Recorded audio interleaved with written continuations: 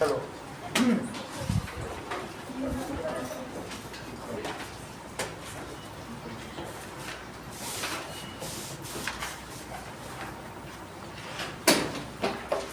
कल हमने देख लिए थे कि जो नर्व्स हैं are of 3 types on basis of mode of work, वो क्या काम करती हैं इसके बेसिस पर। तो पहला है सेंसरी नर्व्स। जो सेंसरी नर्व्स है उसे न्यूरॉन भी कहेंगे, ठीक है।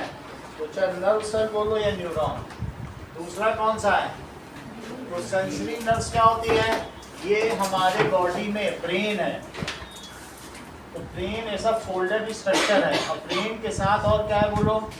ब्रेन के साथ ये पीछे स्पाइनल कॉर्ड है। स्पाइनल कॉर्ड के बाद पूरी बॉडी में क्या है? It is reticulated. ऐसा क्या स्ट्रक्चर होगा? Peripheral nervous system. तो जो सेंसरी नर्व्स है, चाहे फिंगर में हो या कहीं पर भी हो, इसका काम क्या है?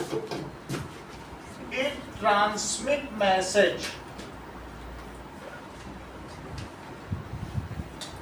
From peripheral nervous system to central nervous system. ये कहाँ से कहाँ ट्रांसफर करेंगे? हाथ से गई तो स्पाइन में ले गई, तो पेरिफेरल से सेंट्रल से। स्पाइन और ब्रेन सेंट्रल, केंद्रीय तंत्रिका तंत्र। So it transmit message from peripheral nervous system to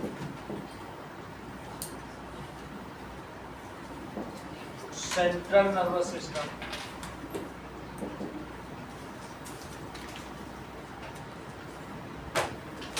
ठीक है। ये कहाँ कहाँ पाए जाते हैं जो सेंसरी न्यूरॉन्स हैं? So it is of 5 types. ये 5 तरीके के हैं। कौन कौन से? Thermo receptor. इनमें कौन कौन से रिसेप्टर्स पाए जाते हैं? That is thermo receptor found.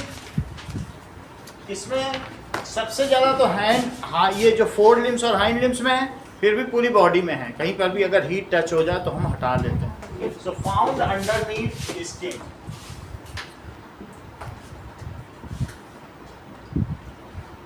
Photo receptor वो कहाँ पाए जाएंगे आशीष? फाउंड इन आई। जो हमारा रेटिना है, आँख के पीछे रेटिना होता है, ऐसे पीछे वाली चीज, तो उसमें पाया जाए। सही। फाउंड इन आई। फोनो रिसेप्टर, सुनने वाला।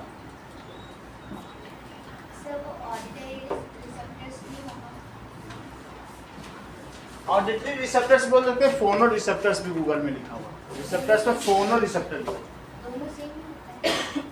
ऑडिटरी नर्व्स बोलो या रिसेप्टर के मामले में जो नर्व्स है ना, नर्व के एंडिंग को ये कहा गया। जो सेंसरी न्यूरॉन्स है ना, उनके एंड में जो रिसेप्टर्स हैं। जैसे मैं एक न्यूरॉन की बात करूं तो मैं इस पूरे को कहूं सेंसरी न्यूरॉन, लेकिन इसके इन एंड पर रिसेप्टर्स पाए जाएंगे। उन रिसेप्टर्स की मैं बात कर रहा हूं। ये जैसे पूरा सेंसरी न्यूरॉन हो गया, तो जिनमें फोटो रिसेप्टर्स होंगे ये, तो हम ये कह सकते हैं इनके डेंड्राइट टिप पे रिसेप्टर्स हैं। और ये पूरा न्यूरॉन क्या कहलाएगा? सेंसरी रिसेप्टर सिर्फ यहाँ। सही है। तो sensory neurons can further be categorise as phono receptors. Receptor सिर्फ एंड पर ही होंगे, पूरा न्यूरॉन रिसेप्टर नहीं है। अगर मैं कहूँ तो ये कह सकते हैं कि फोटो रिसेप्टर्स या फोनो रिसेप्टर्स, फोनो बोला जाए तो ये फोनो रिसेप्टर्स, ऑडिटरी ना बोलना, फोनो रिसेप्टर्स बोलते हैं। ठीक है। तो फोनो रिसेप्टर्स इसमें पाए जाएंगे जो ईयर के न्यूरॉन्स हैं उनके अगले सिरे पर, जो डेंड्राइटिक टिप है ना, वहां जो रिसेप्टर्स। सही। ये जैसे ओके, ऑप्टिक रिसेप्टर या फोटो रिसेप्टर नाम प्रचलित ज्यादा है। ऑप्टिक नर्व्स हैं, पूरी नर्व। जब मैं कहूँ ये फोनो रिसेप्टर्स हैं, तब तुम कह देना कि जैसे ये सुनने वाले रिसेप्टर्स हैं, तो तुम क्या कहोगे? Auditory nerves has phonoreceptors.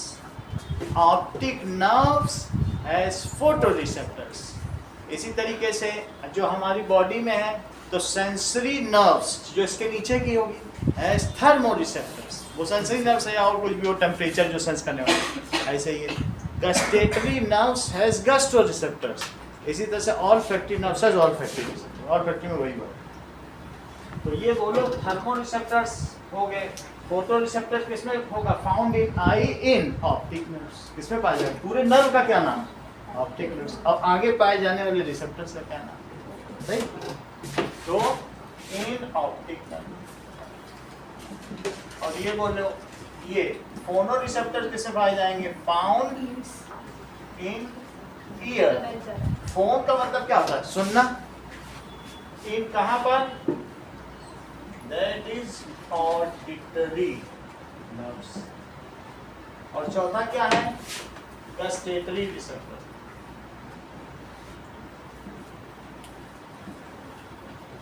These are found in tongue. ये 5 सेंसेस हैं इन गस्टेटरी नर्व्स. इतना ही लिखेगा, वो सब सेंसरी नर्व्स. और पांचवा क्या है? ऑल फैक्टरी रिसेप्टर्स इन नॉस्ट्रिल्स. अब जरा देखो, दूसरी चीज हमने क्या बताई? That is relay neuron. इसका क्या काम है? It connects. जो यहां से जाएगा मोटर न्यूरॉन, ये सेंसरी न्यूरॉन जाता है, और आता कौन सा है? जो यहां से यहां मैसेज ले जाए उसको क्या कहोगे? बोलो. That is sensory neuron. ऊपर लिखा है. बाहर से यहाँ चाय की प्याली रखी हो और यहाँ से मैसेज पहुंचा दे सेंट्रल नर्वस सिस्टम, उसे क्या कहोगे? सेंसरी और न्यूरॉन्स. और उसको इन दोनों को अब जो कनेक्ट करें मैसेज प्रिपेयर करके, जैसे भी वापस यहाँ एक हाथ है तो उससे मैसेज लिया है, तो वो मोटर न्यूरॉन है, वो मसल से कनेक्टेड है, मोटर न्यूरॉन. तो अब हम क्या कहेंगे? It connects sensory neurons and motor neurons. Relay neuron किसको कनेक्ट करता है? सेंसरी न्यूरॉन्स हैं. इस चीज को देखो, ठीक है. It serves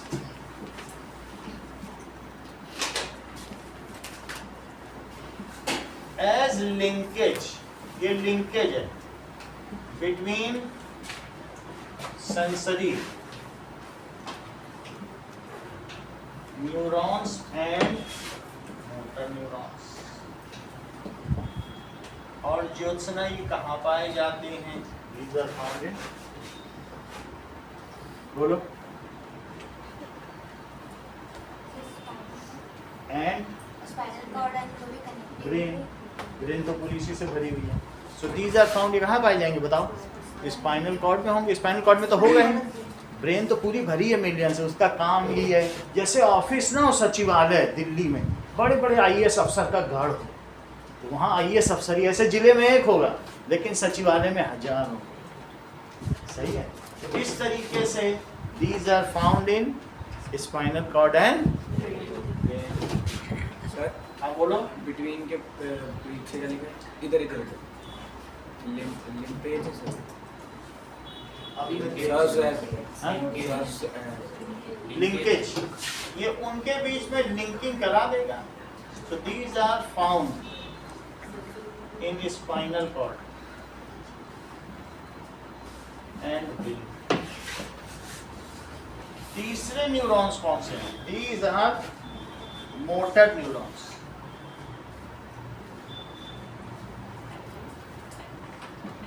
it transfers the prepare command. Prepared command होगी या जो ऑटोमेटेड कमांड होगी, जो पहले से हो, कुछ भी हो कमांड हो तो ट्रांसफर करेंगे. थॉटफुल कमांड या पहले से प्रिपेयर्ड कमांड में कुछ तो होगा. It transfer the command to the effector muscle. सही है.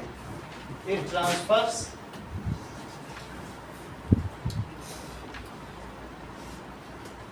कमांड टू, ये एफेक्टर मसल होगा, और उसकी वजह से क्या होगा?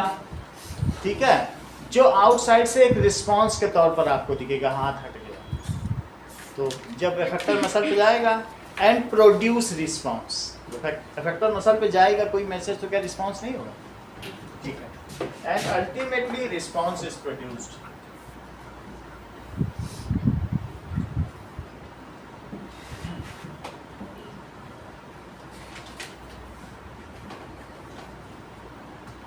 अब आगे देखिए, चलिए कुछ लोगों ने गड़बड़ी की है तो उनको डायग्राम बता दें कि इस तरीके का डायग्राम है।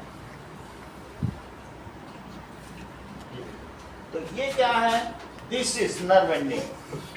कल के सवाल में कई लोगों का फुल मार्क्स नहीं आए इसी वजह से। नर्व एंडिंग है और ये डेंड्राइटिक थी पे अगले वाले की। दिस इज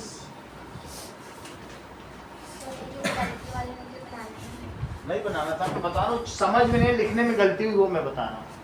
तो अभी इसमें से ये जो आया है ये इलेक्ट्रिकल इम्पल्स है। Electrical impulse moves through axon to nerve ending, ठीक है। एट नर्व एंडिंग में क्या होगा, it is converted into neurotransmitter. इसमें से क्या निकलेगा, न्यूरोट्रांसमीटर। और फिर वो कहाँ रिलीज कर दिए जाएंगे, यहाँ रिलीज कर दिए जाएंगे। यहाँ सरफेस पर ये न्यूरोट्रांसमीटर पहुँचता है, यहाँ ये सारे मैसेज कन्वर्ट हो गए और ये जो न्यूरोट्रांसमीटर यहाँ रिलीज हुए हैं, there are the receptors which receive it. ये इसको क्या करेंगे, as soon as it is received, ये अंदर नहीं भेजे जाएंगे, देन अगेन इलेक्ट्रिकल इम्पल्सेशन। तो neurotransmitters are the chemical messengers. ये क्या है, केमिकल रासायनिक संदेश वाहक है, मैसेंजर। इनका नाम है न्यूरो ट्रांसमीटर। ये सिनेप्स है इसके बीच में, सिनेप्स। ये सिनेप्टिकल क्लेफ्ट है जो कल रक्षिता ने लिखा था, बहुत अच्छा, वो वीडियो से देख के लिख लिया था। एक क्लेफ्ट है जहाँ पे रिसीव किया था, ये रिसेप्टर है। ये डेंड्राइटिक टिप हो, ये नर्व एंडिंग है डेंड्राइटिक टिप, ये इलेक्ट्रिकल इम्पल्स, इलेक्ट्रिकल। समझ में आ गई बात। ऐसा चित्र बनाया जा सकता है, जैसा बना वैसा ही मैंने आपको बता दिया, वैसा ही बना, तो पूरा नहीं हो सकता। अब देखो नेक्स्ट इज, अब हम कुछ नर्वस सिस्टम के बारे में पढ़ते हैं और उसका फ्लो चार्ट भी देखेंगे।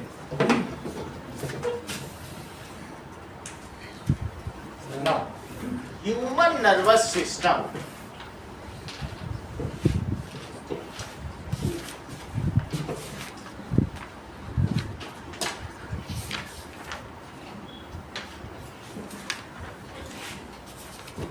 consists of brain, spinal cord,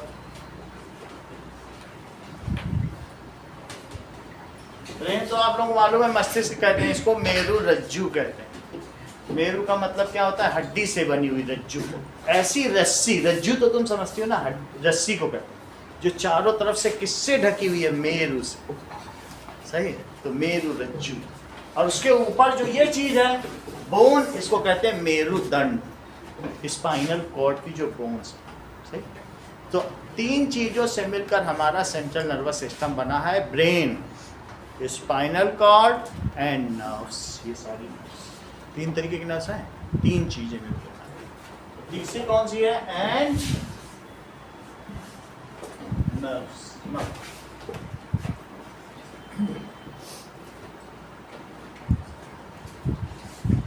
Sense organs also comes under nervous system because they serve as a purpose. वहाँ पर condensed form of nerves है। नाक है तो यहाँ इतने सारे गुच्छे में नर्व्स होंगे, सेंसरी ऑर्गन्स मिलियंस ऑफ। जीभ में गुच्छे में होंगे, आईज में वहीं इतने सारे होंगे, अगर वीडियो 3D में देखोगे वहीं सारे जैसे लगते हैं। हाथ के पोर्स में यहाँ बहुत होंगे, पैर में बहुत होंगे। तो इसका मतलब है sense organs are also considered as part of central nervous system. क्यों? Because they serve as to receive message from external stimulus. जब वो मैसेज रिसीव करें तो वो इसी का ही तो काम कर रहे हैं। तो जो हमारे 5 ऑर्गन्स हैं, सेंस ऑर्गन, जो 5 ज्ञानेंद्रियां हैं, eyes, ear, eye, ear, tongue, skin, nose, ये सब किसके पार्ट हैं? Are also, these are coming under central nervous system. ये भी central nervous system.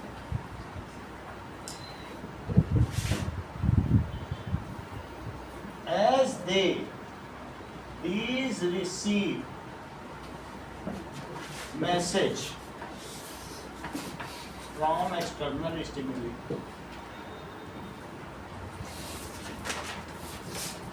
तो ये बाहर के उद्दीपक से, स्टिमुली से काम कराते हैं। आगे, now from peripheral nervous system many nerves, millions of nerves bunch up and move towards, किसकी ओर बढ़ती हैं? Towards brain. This bunch is further protected with bony cage-like structure. Bone है, having cavity. उसमें क्या होगा? cylindrical hole है, उसको secure कराया जाता है. It is called spinal cord. So millions of nerves throughout the body.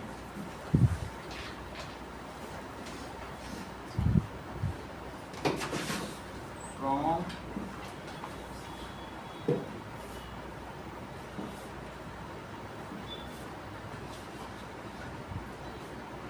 bunch up, ठीक है, इन bunch up हो जाएंगी in thick cord like structure. जैसे रस्सी हो ना तो वैसे ही कॉर्ड होगा, थिक कॉर्ड. एंड मूव्स, और ये कहाँ बढ़ेंगे? And moves to brain. इस ये जो बंच है इसे नोटोकॉर्ड कहा जाए, और इस वजह से हम लोगों को कॉर्डाटा कहा जाता है. तो जिनके नोटोकॉर्ड नहीं होती, पीछे गुच्छा नहीं होता है, फिर वो नॉन कॉर्डाटा है, उनको सोचने की समझ नहीं होती. ह्यूमन कॉर्डाटा में आएगा, बाकी और एनिमल्स की कॉर्डाटा, ऑल आर कॉर्डाटा. जिनकी पीठ पे तुम सवारी कर सकते हो, भैंस के पीठ पे तो देखा है ना, पीछे पूरा बोन स्ट्रक्चर, उसी पे तो हम सब सामान लाद देते हैं गधे पे, वो पूरी स्पाइन तो है, बस वो टेट्रापोडल है तो स्पाइन ही ना. तो जिनके जिनके स्पाइन है, इवन पिसेज हो गई, पिसेज में भी स्पाइन पीछे. मछली, पिसेज लिखा दो, ये देखो सब मछली रखी दो, मछली पिसेज लिखा है कि नहीं? फिश को पिसेज कहते हैं. फिश हो गई, एविस हो गई, बर्ड्स, उनमें भी स्पाइन. मैमल्स हो गए, हम सब मैमल्स हैं जो बच्चों को जन्म देते हैं, वो भी स्पाइन से. तो हम सब कॉर्ड है.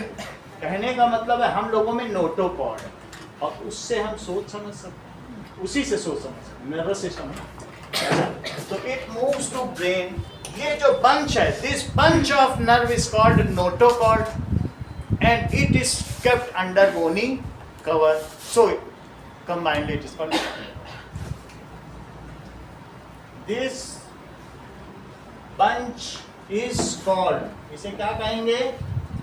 नोटोकॉर्ड.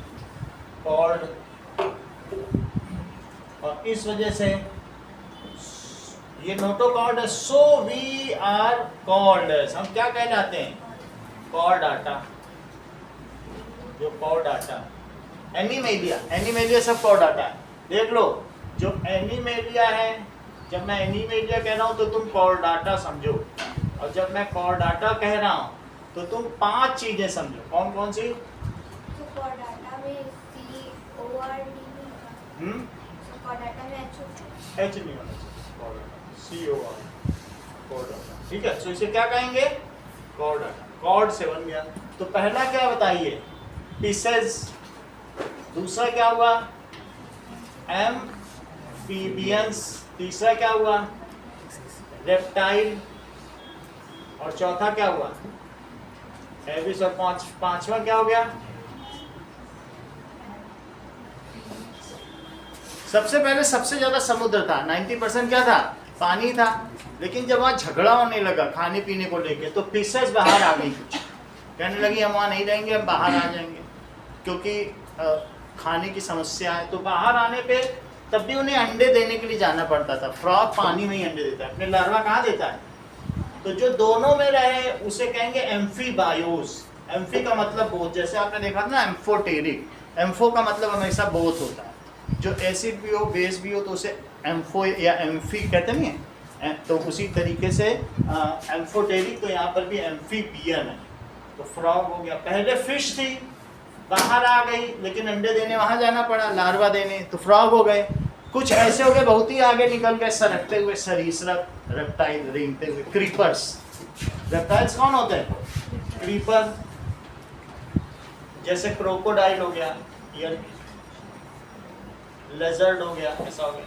फिर कुछ उनमें भी बाहर ही फिर अंडे देने लगे, फिर वो समुद्र में नहीं गए, लेकिन वहाँ पर भी कुछ ऐसे हो गए जब बहुत ज़्यादा टेरेन में भी बहुत ज़्यादा फाइट होने लगी खाने और स्पेस को लेकर, तो कुछ उड़ ही गए। जो उड़ गए वो एविस कहना है। क्या कहना है? एविस का क्या मतलब होता है? बर्ड। बर्ड जब उड़ जाते थे तो उनके जो पक्षी के अंडे थे वो पीछे से रेप्टाइल खा लेते थे। इनको बड़ी दिक्कत हो गई, तो इन्होंने कहा अब तो हम अपने बच्चे को तभी जन्म देंगे जब बड़ा हो जाए। फिर वो अपने पेट में ही रखने लगे और फिर वो विविपेरस हो गया। पहले वो ओविपेरस थे यहाँ तक। फिर उन्होंने कहा नहीं, हम बच्चों को, हम वहाँ खाना देखें, खाना ढूंढें कि बच्चा पीछे से सांप खा जाता है, हम रखेंगे पेड़, है ना। और उसको फिर अपने साथ में रखने लगे, तो उसे जन्म देने लगे। तो वो मैमल्स कहना है। मैमल्स में मेमोरी ग्लैंड्स हो गए, तो ये हम लोग मैमल्स हैं। जैसे काऊ हो गए, बर्ड हो गए, काऊ हो गए और ह्यूमन हो गए। तो कितनी बात हो गई। मेरा कहने का मतलब है आप कॉर्डाटा समझ गए ना, कॉर्डाटा क्या होता है। तो कॉर्डाटा में क्या होगा? Chordatas are having spinal cord. Notochord is encased in a bony cover and it is called spinal cord. Notochord is encased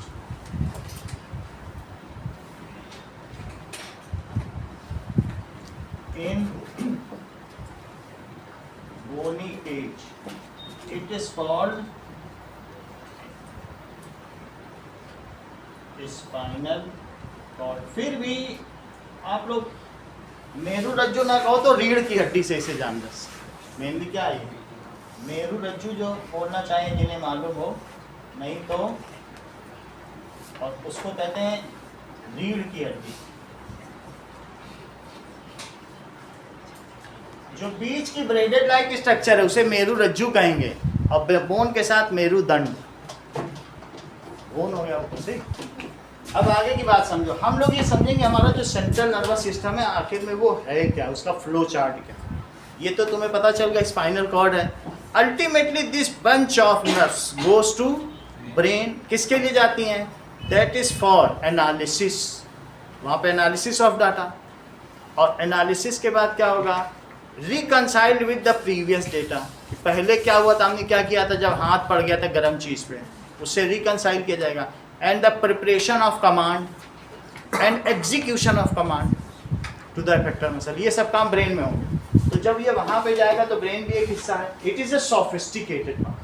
जहाँ ये काम होगा, तुम लोगों के स्कूल में भी जो सबसे ज़्यादा सोचने वाला व्यक्ति वो एसी में बैठेगा, वो प्रिंसिपल। जो सोफिस्टिकेटेड काम करेगा वो धूप में नहीं खड़ा रहेगा, वो परेड नहीं करेगा सब बच्चों के साथ, उसको ऐसी जगह बैठा जाएगी बिल्कुल कूल एंड काम। तो हमारा ब्रेन उसी तरीके से सही है। सर जो सेंस ऑर्गन है तो सेंट्रल नर्वस सिस्टम में क्यों आता है, पेरिफेरल में तो नहीं आता? हाँ, सर जो सेंस ऑर्गन है वो पेरिफेरल में आएगा। सर का आपने जो लिखा है सेंस ऑर्गन है coming under central nervous. Central में दिखाइए और coming under nervous system. Central मतलब ह्यूमन नर्वस सिस्टम, सेंट्रल नहीं लिखा। अब मैं फ्लो चार्ट लिखा था, अच्छा तुमने पकड़ लिया। सेंट्रल का तो हो ही नहीं सकता, ये तो यहाँ पे नहीं।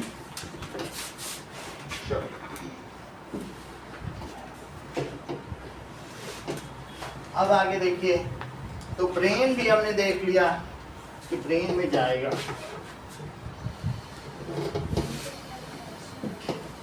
नाउ आगे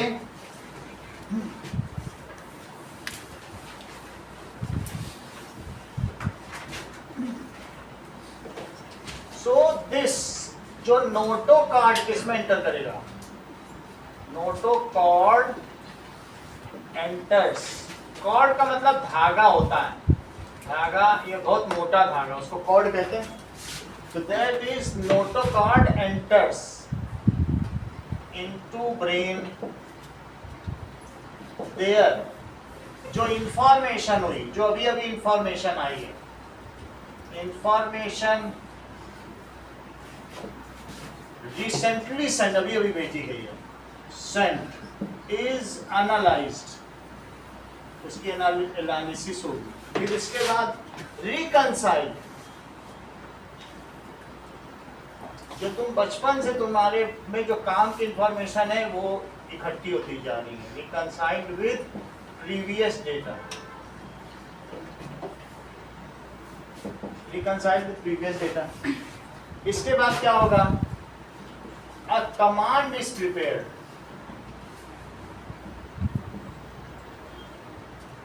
and executed by effector muscle, वो तो वहां से भेज दी जाएगी। हमारा ब्रेन 0.02% ही सूचना एकत्रित करता है। अगर मैं तुमसे कहूंगा कि दोपहर में क्या खा के आई तो तुम बता दोगी, मैं ये पूछूं कि सोमवार की दोपहर खाया था, तुम नहीं बता पाओगे, क्योंकि वो बेकार की सूचना है। अगर उसको जो हमारे सर्वाइवल के लिए जरूरी है उतना ही रखेगा। मैं कहूँ मंडे की, अच्छा बताओ लंच में क्या खाया था, मंडे की नाइट क्या खाया था, तो दिमाग पागल हो जाएगा, कहेगा ये सब नहीं जानते है ना, उसको क्यों रखेगा। अब दोपहर में इसलिए अभी रख रहा है क्योंकि शाम को वही सब्जी मम्मी न दे दे, तो सर्वाइवल की बात मम्मी पागल बना के 4 बार दे दे, कहते ब्रेन तो भूल ही जा रहा, फायदा उठाओ। लेकिन ऐसे पागल कोई नहीं बना सकता हमको, ये बात तुम्हें समझ में आ गई कि नहीं। तो बहुत थोड़ी इंफॉर्मेशन लगता है, तो इसलिए ब्रेन भी एक अच्छा पार्ट है। Okay, main part of brain is the main part of, ये देखिए,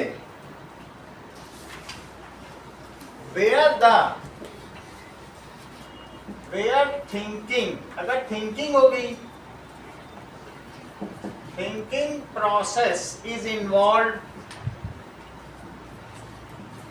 then brain participate in it. तो क्या होगा, ब्रेन इज इन्वॉल्व, उसमें ब्रेन इन्वॉल्व है। हाउएवर फॉर जो ऑटोमेटेड रिस्पॉन्स है या रिफ्लेक्स एक्शंस, रिफ्लेक्स रिस्पॉन्स में brain is only spinal cord is involve, while in reflex action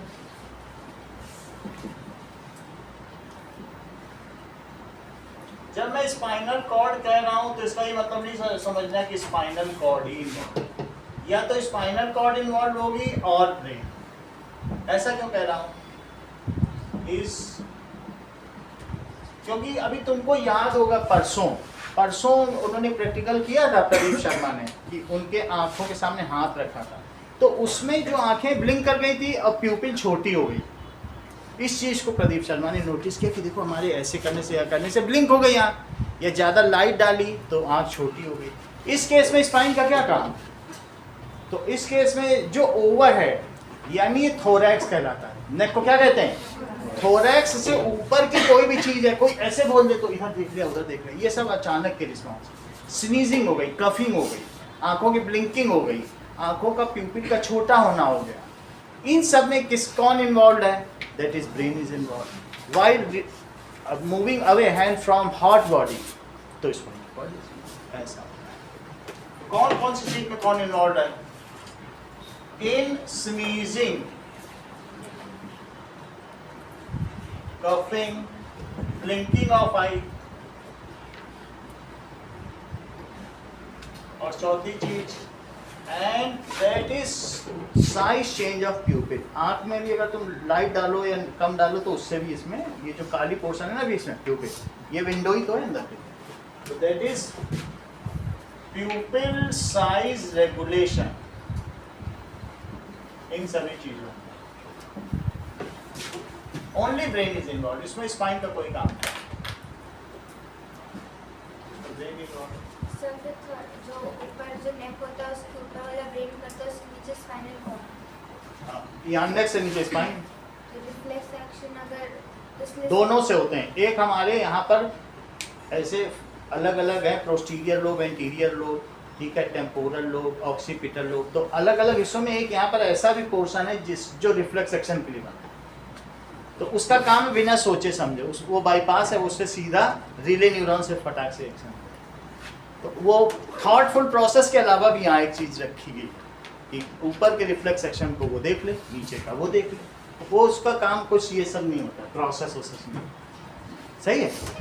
तो इस तरीके से ओनली ब्रेन इज इन्वॉल्व। और नीचे के कैसे, जैसे below neck whatever reflex sections are taken, तो वहाँ पर क्या इन्वॉल्व होगा बोलो, सही। तो बिलो नेक कौन सा, that is below neck whatever reflex section is taken,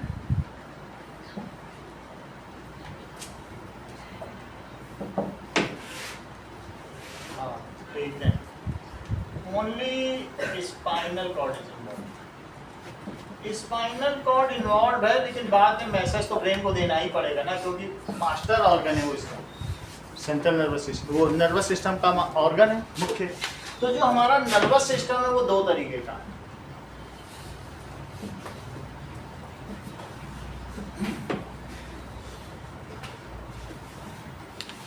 पहला हो गया कि सेंट्रल नर्वस सिस्टम, और दूसरा क्या हो गया, peripheral nervous system. Central nervous system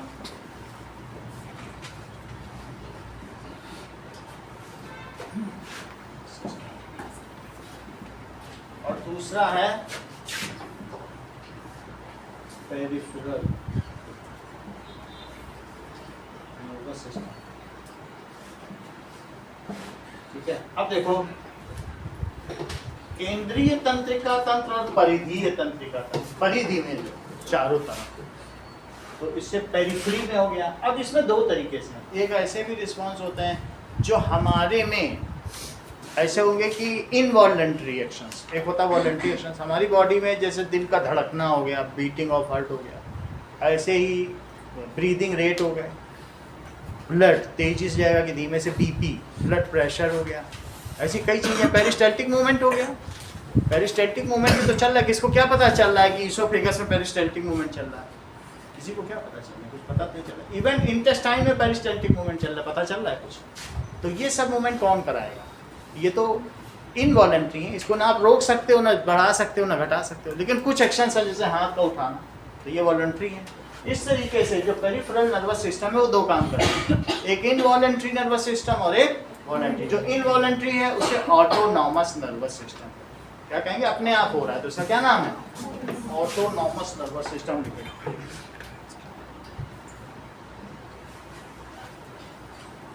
autonomic, और दूसरा है वॉलंटरी।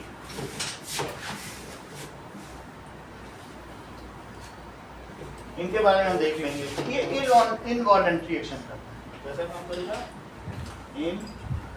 इनवॉलंटरी कैसे काम कर देगा इनवॉलंटरी एक्शन, जैसे peristaltic movement, beating of heart,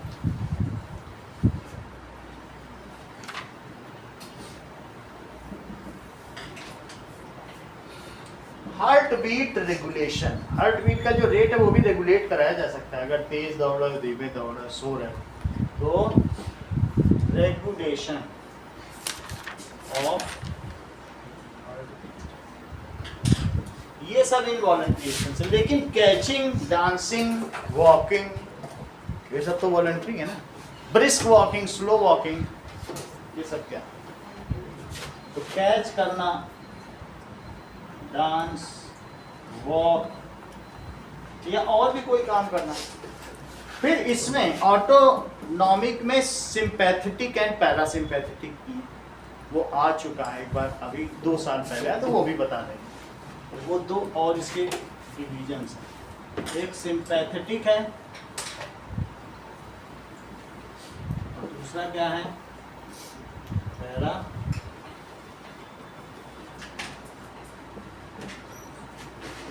sympathetic का क्या मतलब है, कभी इमरजेंसी सिचुएशन हो तो तुम दो तरीके से बिहेव करते हो, या तो फाइट करते हो, छोटा है तो फाइट कर लेते हो, बड़ा है तो फ्लाइट भाग जाते हो। फाइट और फ्लाइट जो हमारे बेटर सूटेड के लिए हम लाइफ सर्वाइवल के हिसाब से करते हैं, लाइफ सर्वाइवल सबसे प्राइमरी हमारे लिए ना, तो ये क्या करता है, फाइट और फ्लाइट। और ये क्या करता है, parasympathetic, that is conservation of energy. हमें किसी से मतलब नहीं, वो हमें बोल रहा है चुपचाप बैठे आराम से बढ़िया सांस ले रहे हैं, अपनी एनर्जी स्टोर कर, उसको क्या कहते हैं, कंजर्वेशन ऑफ एनर्जी, स्टोरिंग और maintaining of the energy, parasympathetic. तो हम कई बार क्या करते हैं, उन सिचुएशन से ओवरकम होने की भी स्थिति करते हैं, जिससे कि हमें क्या हो जाए कि सूदिंग इफेक्ट मिले, बेटर फील। ट्रैंक्विलाइजर्स होते हैं ना जो हमको शांति देते हैं, तो ट्रैंक्विल का मतलब शांति होती है, और ट्रैंक्विलाइजर का मतलब हमको आराम दे, शांति मिले। ऐसा भी तो कोई सिस्टम होगा हमारे अंदर जो हमको पीस की तरफ ले जाए, हमको इन सब चीज़ों से, झगड़ों से हटा दे। तो वो हमें जो हमारे अंदर एनर्जी बिल्डअप करे डिफरेंट सिचुएशन में, उसे क्या कहेंगे, पैरासिम्पैथेटिक। और जो हमें फ्लाइट या फाइट के लिए तैयार करे, अचानक सांप देख के, कभी उछलते न थे, सांप देख के 1 फीट उछल गए, ऊपर की दीवार पे चढ़ गए, अरे हम तो दीवार पे चढ़ बच गए कभी न चढ़ पाते थे, लेकिन सांप देख के उछल गए। होता है कि नहीं बात? ऐसा इमरजेंसी में हमारी बॉडी जो एक्यूमुलेटेड एनर्जी एक साथ बॉडी को दे देती है, ये इनबिल्ट सिस्टम, उनके बारे में भी देखेंगे।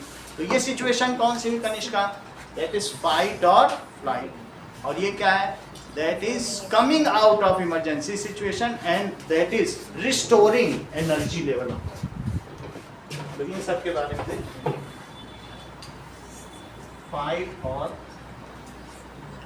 दूसरा क्या है, रिस्टोरिंग।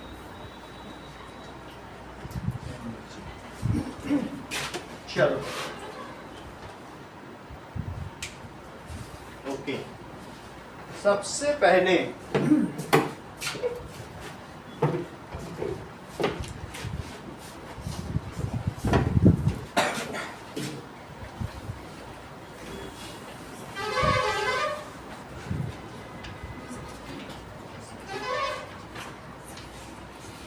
अब हम यहाँ से शुरू करते हैं, central nervous system. Central nervous system है ह्यूमन ब्रेन। तो पहले हमें ये पता चले क्या चीज़ है, फिर धीरे धीरे इधर पर आए।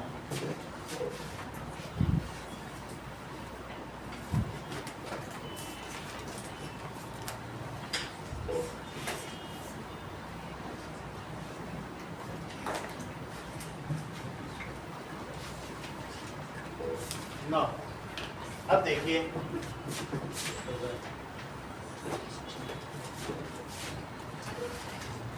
देखो central nervous system,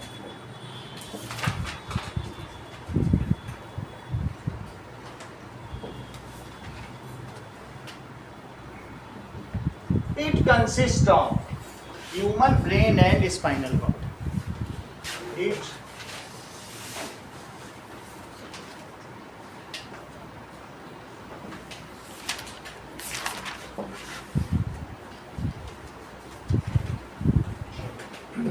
human brain अब पहले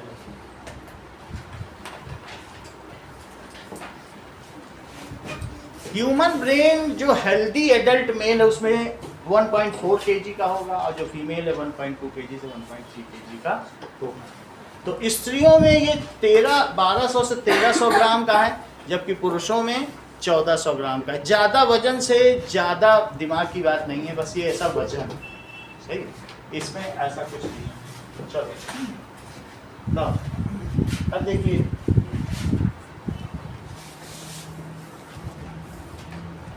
जो ह्यूमन ब्रेन है ये क्रेनियम में रखा होता है। क्रेनियम का क्या मतलब है, स्कल में रखा होता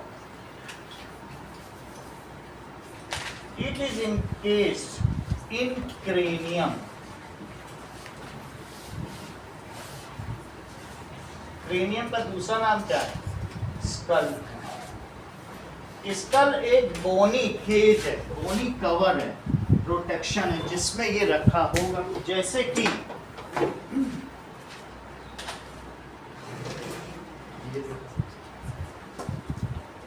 तो ये क्या है, दिस इज, अगर इसको हटाया जाए तो इसके अंदर हमें क्या मिलेगा, तो ये क्रेनियम, इसको क्या कहेंगे, दैट इज क्रेनियम। तो ये रखा ऊपर की कवर को क्या कहेंगे, ये, ठीक है।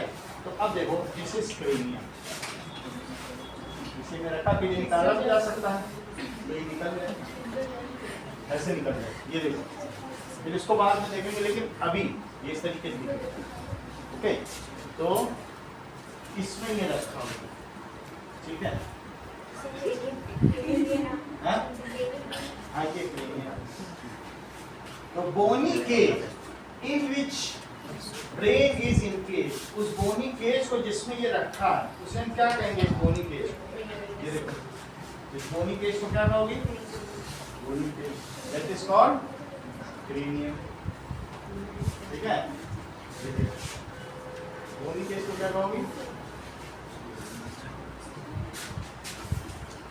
इसी में रखा। ठीक है,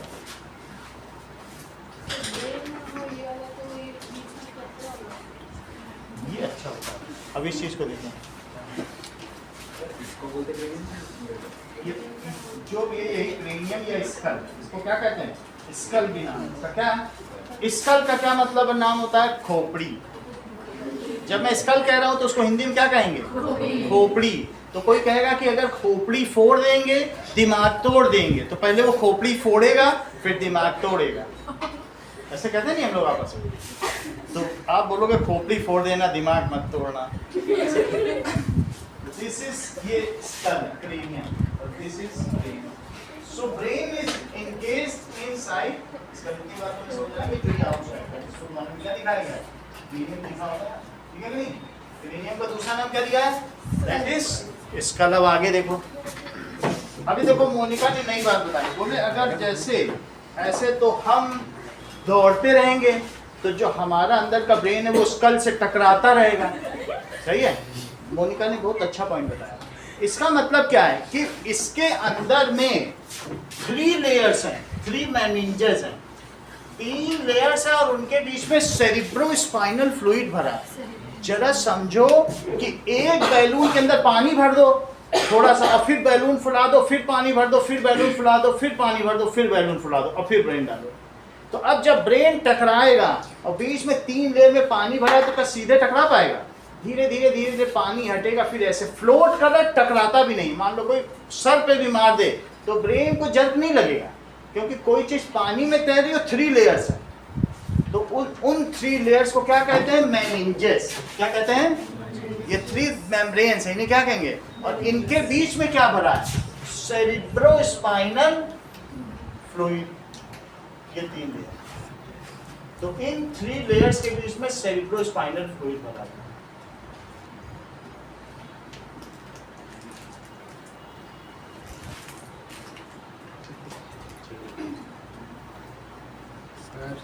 बोलो, वो जो स्कल है वो नीचे से पतला कैसे हो गया? क्या वो डायग्राम में स्कल नीचे से पतला कैसे हो गया? पतला? ठीक करो, पतला नहीं। डायग्राम में यहाँ पे तो नीचे नीचे पतला नहीं करना।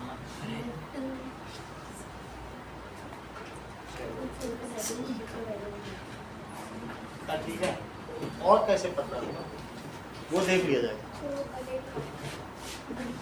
वो देख जो भी होगा।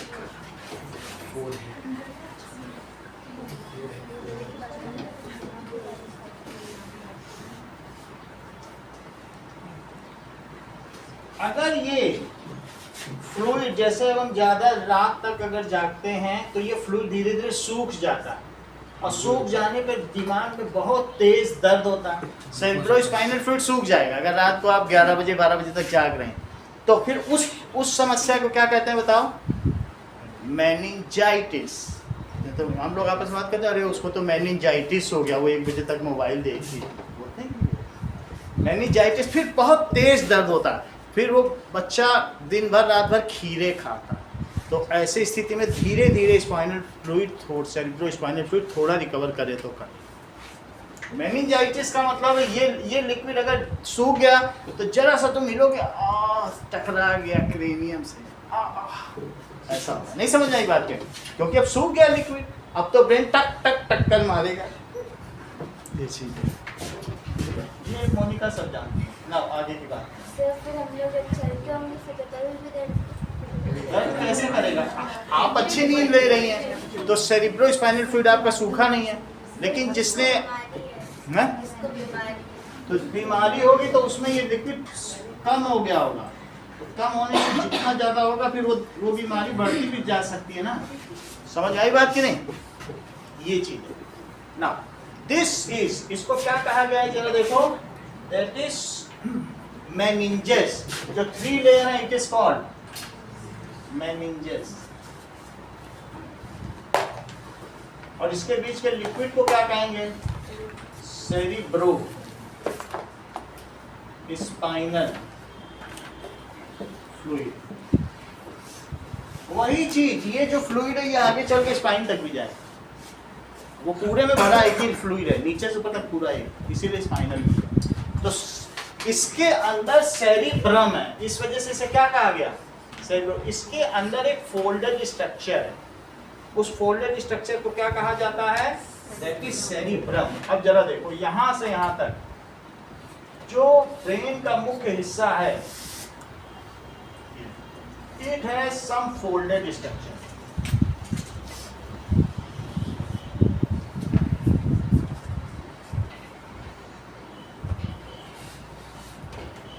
तो अब ऐसा होगा, उसको क्या कहते हैं,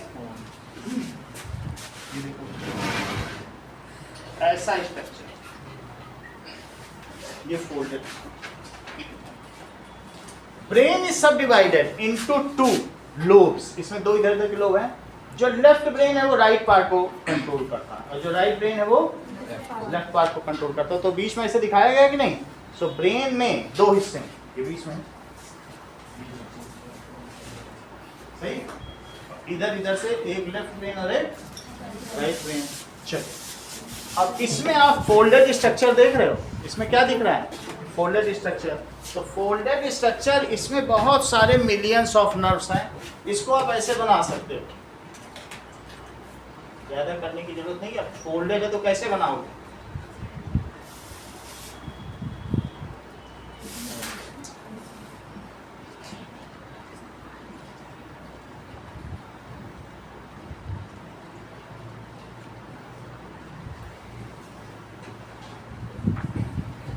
और इसका क्या नाम है, ये जो folded structure, this is called, इसका नाम है देखो सेरिब्रम, इट्स नेम इज सेरी।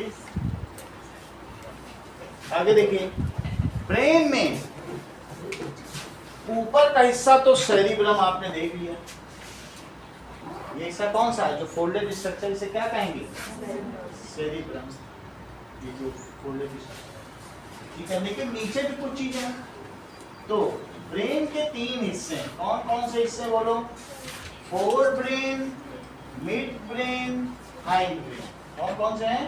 तो फोर ब्रेन में सेरिब्रम है, सेरिब्रम कौन सा हिस्सा है, फोर ब्रेन, अग्र मस्तिष्क, मध्य मस्तिष्क और पश्चिम मस्तिष्क। आगे का मस्तिष्क, बीच का, ये फोर ब्रेन है, वो भी मैं बताऊंगा। ये जो ऊपर का सेरिब्रम आप देख रहे हैं,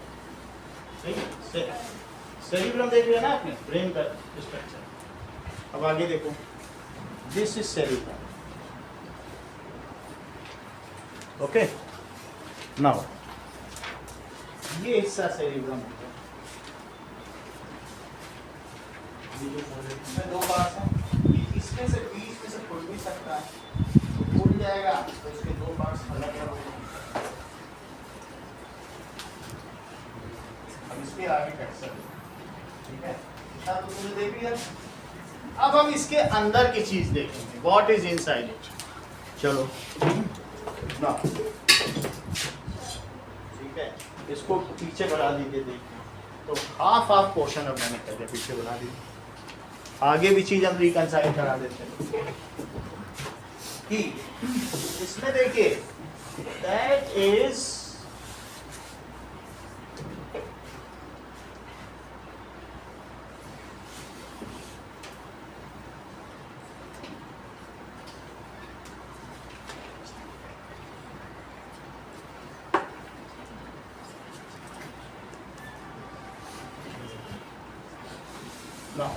नेक्स्ट पार्ट इज, इसमें भी थैलामस हाइपोथैलामस करके 2 डिफरेंट एंडोक्राइन ग्लैंड्स होंगे,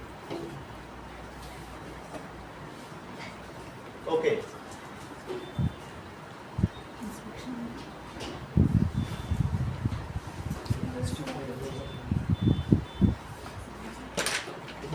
अब देखिए, now brain is divided into 3 parts, कौन कौन से पार्ट्स हैं, एक fore brain, mid brain, hind brain, अग्र मस्तिष्क, मध्य मस्तिष्क और पश्चिम मस्तिष्क। ये ना, जैसे कहीं पे यहाँ पे कुछ लोग, ये पश्चिम मस्तिष्क है, ये क्या है, कोई कुछ लोग पीछे गुद्दी मारते हैं तो कहते हैं वहाँ मत मारो, वहाँ पर मेरा छोटा दिमाग है।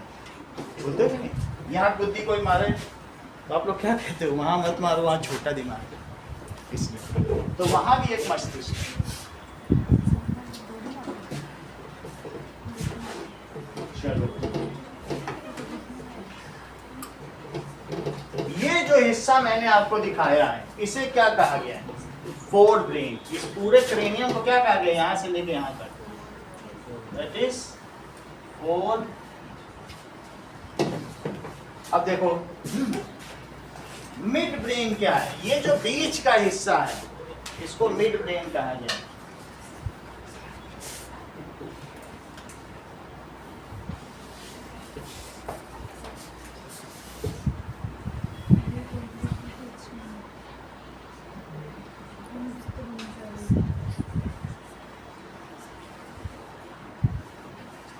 ओके,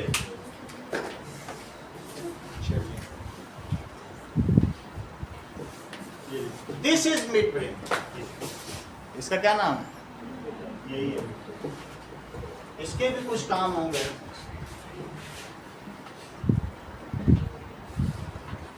और बाकी ये जो कॉलीफ्लावर नुमा है, गोभी जैसा, और इसके अलावा दो चीजें और हैं। देखो यहाँ पर एक ये हिस्सा, एक ये हिस्सा और एक ये हिस्सा गोभी जैसा, ये तीन चीजें हैं।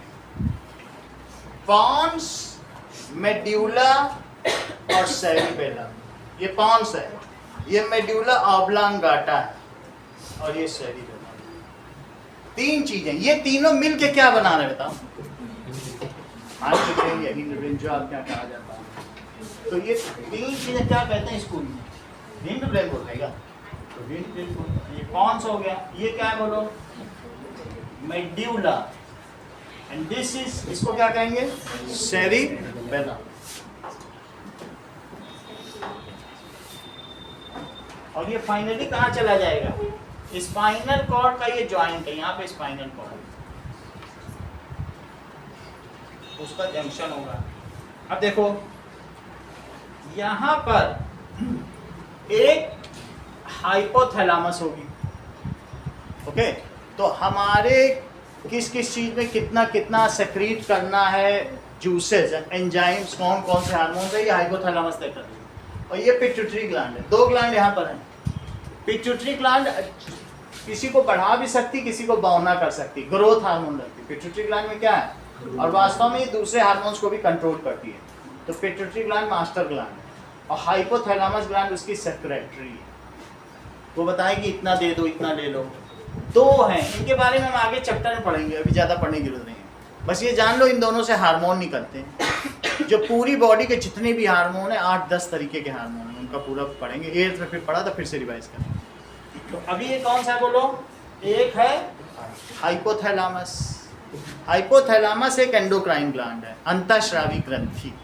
और एक है पिट्यूटरी ग्लैंड, वो भी एक एंडोक्राइन ग्लैंड, जो ब्लड में अपना सेक्रीशन सेक्रीट करती है। उस चीज को क्या कहते हैं? Endocrine gland. ठीक है, तो लिखो, देखो बुक में भी लिखा है, वही लिखा है जो लिखा है, हाइपोथैलेमस। सर इसी जगह में होता है फिर इस पूरे पार्ट को हाइपोथैलेमस कहते हैं? नहीं, ये जो डॉट है सिर्फ वही है, डायग्राम में बता देंगे, अभी वीडियो में दिखाएंगे तो बता देंगे। यही है बस, ये डॉट बना है वही है। और ये क्या बोलो? Pituitary gland. अच्छा, ये तीन मिल करके दिव्या क्या बनाते हैं? हिंड ब्रेन बनाते हैं।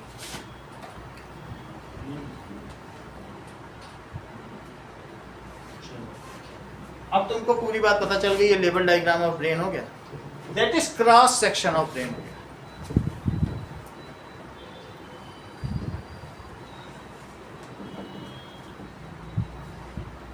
चलिए,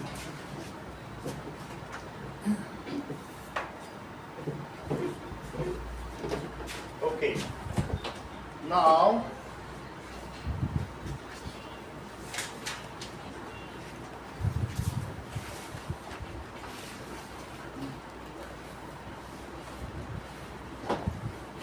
जहां से ब्रेन तोड़ी जाती है वो प्री डिटरमाइंड पाथ है। जैसे मैंने बताया ना, क्रेनियम, तो क्रेनियम में जो प्री डिटरमाइंड क्रैक्स हैं, इन्हें सूचर कहते हैं। ये जो क्रैक्स हैं, यहीं से ब्रेन खोली जाती है, तो क्या कहते हैं? सूचर। ऐसे ऐसे तो देख रहे हैं क्रैक्स, वही होते हैं सब में उसी में।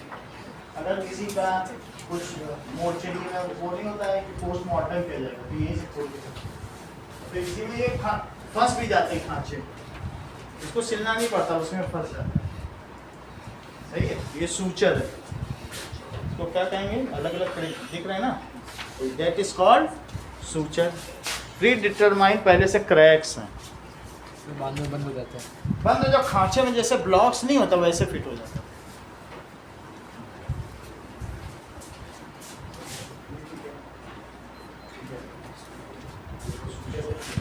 आप लोगों ने इसमें सेरिबेलम देख लिया, सेरिबेलम देख लिया। इसके इस हिस्से में पॉन्स एंड मेड्यूला, अगर आप देखो तो यहाँ आपको दिखाई पड़ रहा, ये जो हिस्सा है ये क्या कहलाएगा बोलो? This is it is cerebellum, ये जो अलग से निकला हुआ है। और इसके पीछे से ये जो निकला है ये क्या है? Pons and medulla. जो ये चीज है, बिल्कुल ये चीज आ रही कि नहीं आ रही? ठीक है, बाकी सबने देख लिया ना ये चीज। ओके, चलो अब कुछ इसके बारे में लिखें। इसी से स्पाइन कनेक्टेड है, तो ये ब्रेन में चली जाएगी स्पाइन जो यहाँ पे कनेक्टेड है। Okay,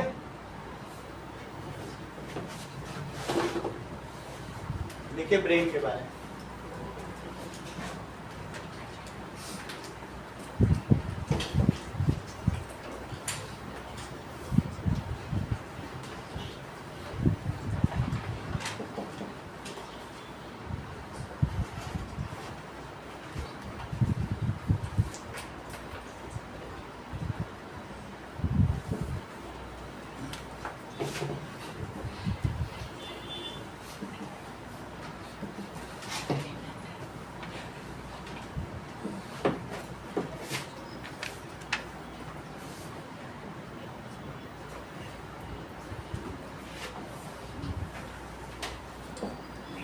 brain is the highest coordinating part of body.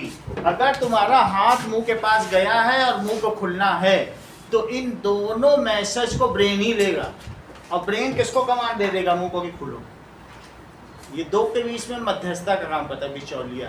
कुछ भी काम हो रहा है, आंख ने सांप देखा और पैर हट गए, तो ये दोनों मैसेज कहाँ गए होंगे? ब्रेन पे गए होंगे, और उसने कोऑर्डिनेट कराया होगा। और भी बहुत कुछ किया होगा, मान लो हमने अपने एस्केप के लिए, तो जो जो भी हमने किया वो सारा कोऑर्डिनेशन ब्रेन के थ्रू होगा। It is also the most important part of the nervous system. Nervous system का सबसे मुख्य हिस्सा है। चलिए नाउ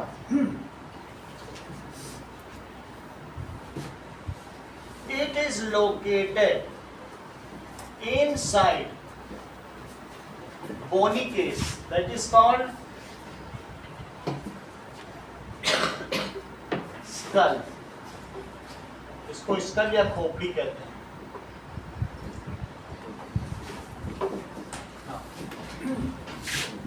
Its weight या its mass in adult male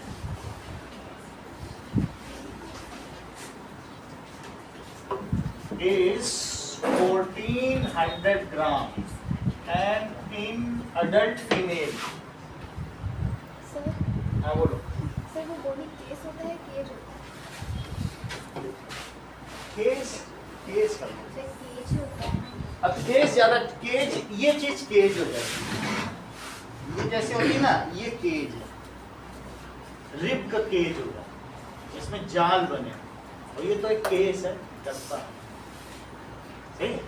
cage क्या होता है? रिब का केज है, जाल बने होते हैं कि नहीं, जिसमें कोई एक कैदी रखा जाए। तो ये केज नहीं है, केज में बीच बीच में परफोरेशन होता है, ये तो बिल्कुल केस की तरह है। बोनी केस क्या चीज है ये बोलो? और केज ये हो गया रिब। बात समझ आ गई? चलो, तो its mass in adult mail क्या है? 1400 ग्राम, और एडल्ट फीमेल क्या है? 1200 to 1300 gram. Again, that is brain is surrounded by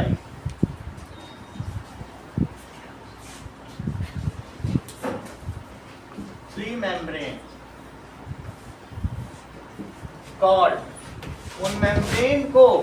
Pradeep Sharma क्या कहेंगे? कॉल्ड,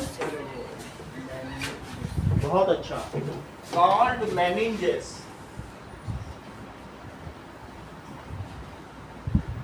ठीक है, बिटवीन मेनिंजेस, इसका मतलब है अगर ये 3 है, सो brain is covered with triploblastic layer.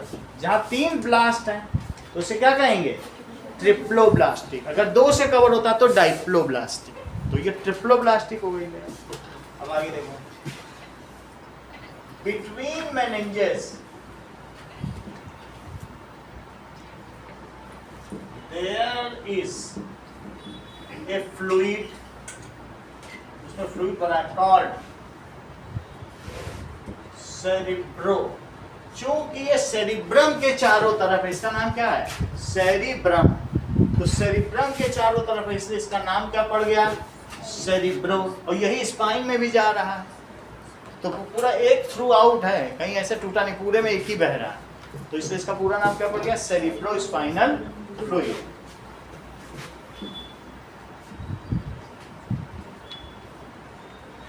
So brain float inside skull, ठीक है, ड्यू टू सेरिब्रोस्पाइनल फ्लूइड।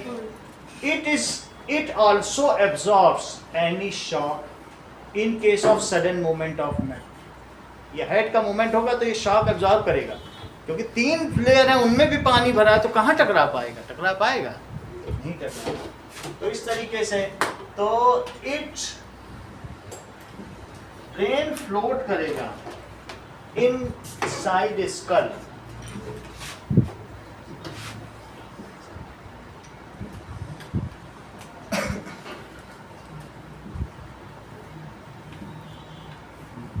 ठीक है, due to this cerebrospinal fluid,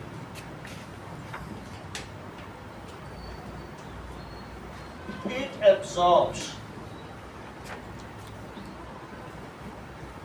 any shock, ये शॉक एब्जॉर्ब करता है ड्यू टू सडन हिट और जर्क।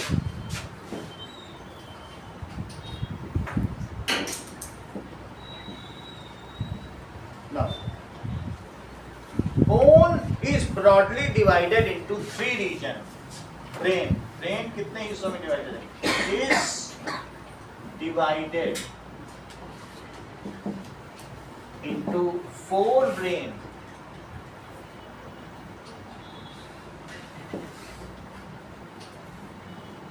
मिड ब्रेन, इनके अलग अलग काम भी हैं, और हिंड ब्रेन। नाउ 4 ब्रेन क्या है? हिंड ब्रेन के फिर 3 अलग अलग डिविजन्स हैं, पॉन्स, मेड्यूला ऑब्लांगाटा, और तीसरा क्या है? दैट इज सेरी बेला। ना 4 ब्रेन में क्या होता है? 4 brain contains folded structure, जिसे क्या कहेंगे?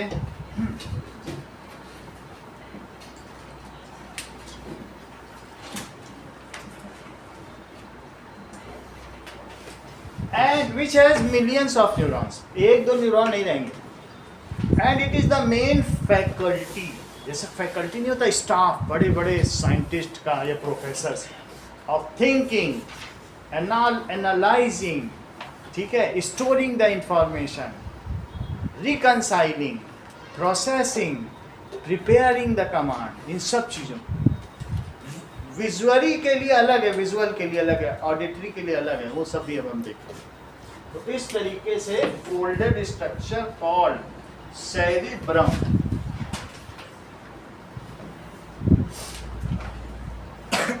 इसको सेरिब्रम कहा जाएगा। So it is site of learning. तुम कुछ भी सीखोगे तो वो छोटे दिमाग में नहीं जाएगा, तुम जो सीख रहे हो उसको कौन रिसीव करता है? सेरिब्रम।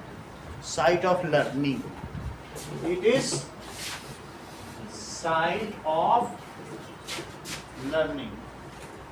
सर छोटा ब्रेन और मिड ब्रेन को बोलते हैं। ये देखो कितनी अच्छी बात है, हम ये बोलने ही जा रहे थे, किससे आपने पूछा ना, बहुत इन्होंने सारी बात क्लियर कर दी। बोले जब आप सर लर्निंग बोल रहे हो तो जब छोटा बच्चा 1 साल का चलेगा तो ऐसे ऐसे करके चलेगा, उसको सारा दिमाग चलने पर लगा रहा है, सही है, वो सीख लिया। अब सीख लिया तो सीखने के बाद जब 10 दिन 15 दिन चल लिया, ये काम इसने इसको सौंप दिया। बोला हिंड ब्रेन, अभी बोला जब ये सीख लेगा सर ये हिंड ब्रेन को सौंपा जाएगा। तुम शुरू में साइकिल चलाते, ब्रेक लगा दे, अरे ये कर ले, वो आ गया, ये बाद में तुम्हें पता ही नहीं चलता साइकिल चलाते हुए तुम कोचिंग आ गए। साइकिल चलाने तो ध्यान ही नहीं कब चला, तो बैठे थे पता नहीं कब वो खुद ही चल गई होगी ऐसा। अब ध्यान लगता है साइकिल चलाने, ब्रेक लगा दें, आराम से मौज में बात करते करते चले आए। समझ में आ गई बात कि नहीं? तो ये चीज़ हो गई। तो पहले वो चीज़ जब नई नई तुम सीखती हो कहाँ जाती है? फोर ब्रेन में। और फिर वो हर चीज़ को सीखेगा थोड़ी, जब एक बार अभ्यस्त हो जाता है तो किसको दे देगा? हिंड ब्रेन, जैसा इन्होंने बताया। सही है? It is the site of learning, reasoning.